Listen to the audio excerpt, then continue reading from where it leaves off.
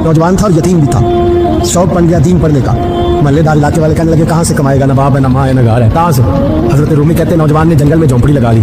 वहाँ वो सुबह मदरसे जाता, शाम को जंगल में रहता, वहाँ अल्लाह अल्लाह करता, सबक याद करता।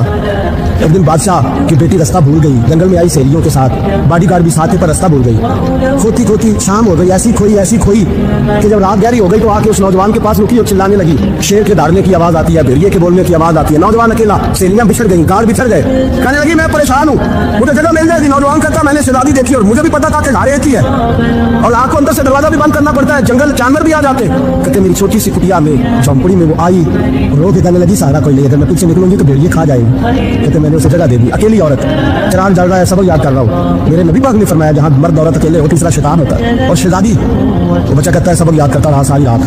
वो बच्ची को कहा सो जा, पर वो कहती है नींद मुझे भी कहाँ आई। ऐसे मौकों पर नींद, सारी रात सबक याद करता। थोड़ी थोड़ी देर के बाद चराग जलता तो उस पर उंगली रखता, हाथ जलता तो पीछे खींच ले, दूसरी उंगली रखता, थोड़ी देर के बाद जलता तो खींच ले, हाथ सारा जल गया। सुबह किरणें चमकी तो कहने लगा चल निकल जा, दौड़ जा, बस बड़ा सबर का इम्तिहान हो गया, चली जा।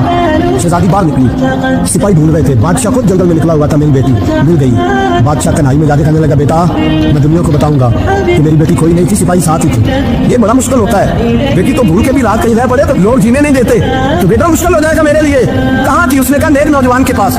उसने कहा बेटा मैं तो तेरी बात मानूंगा पर दुनिया नहीं मानेगी। अगर उस नौजवान ने किसी को बता दिया कि तू उसके पास थी तो फिर लोग मेरा जीना मुहाल कर देंगे। बेटा मैं मर जाऊंगा, मेरी मजबूरी ये है कि वो कहीं राज ना उगल दे, वो नौजवान, उसे कत्ल करना पड़ेगा। औरत ने मिन्नतें की, उस बेटी ने कहा मेरे मौसम को मारोगे, रोई। और वो कहने लगा मैं बादशाह हूँ, मेरा अपना बुखार है, मैं उसको छोड़ नहीं सकता। गिरफ्तार कर लाए सिपाही, वक्त तय हो गया सजा का। अकेले एक कालकोठरी में रखा गया, जो उसके खास इतबार वाले थे उनकी ड्यूटी लगाई। बादशाह ने बुलाया, तालिब इल्म आया, औरत कहने लगी, बेटी कहने लगी एक दफा तो बुलाओ ना, एक सवाल बस पर्दे में रह के पूछना है और फिर जवाब का जी चाहे मेरे मौसम को मारना तो है, तो मर्जी आपकी। सामने खड़ा किया नौजवान, पर्दे के पीछे औरत खड़ी हो गई। बादशाह बीच बैठ गया, बीबी कहने लगी सारी रात बेदार मैं भी रही, सोया तू भी नहीं। वो जो तू चराग के करीब हाथ लगा के जलाता था वो समझ नहीं आई।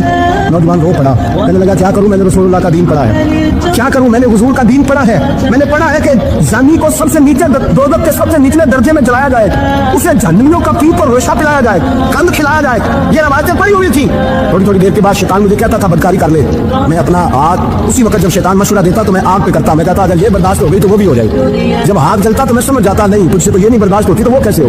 फिर मुझे शैतान मशवरा देता, कोई देख नहीं रहा तो बुलाने नहीं गया, खुद आई, मैं दूसरी उंगली लगा देता। मैंने आग जलाया और मैं समझ गया जब छोटे से चिराग की इतनी सी शम्मा की आग नहीं बर्दाश्त होती तो दोज़ख कैसे बर्दाश्त होगी। कहता मैं बाज आया।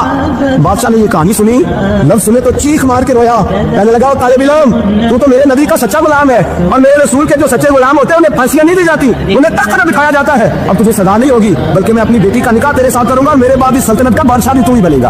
अब